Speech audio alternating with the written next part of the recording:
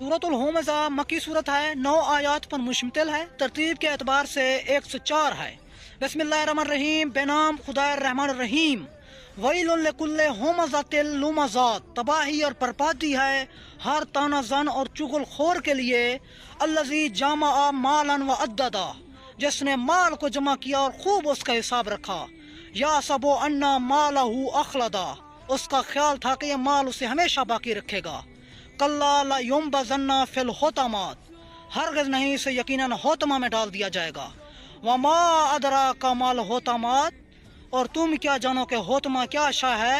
نار اللہ الموقدات، یہ اللہ کی بھڑکائی ہوئی آگ ہے، التی تطلع علی الافئدات، جو دلوں تک چڑھ جائے گی، انہا علیہم مصددات، وہ آگ ان کے اوپر گھیر دی جائے گی، فی امد ممددات، لمبے لمبے ستونوں کے ساتھ۔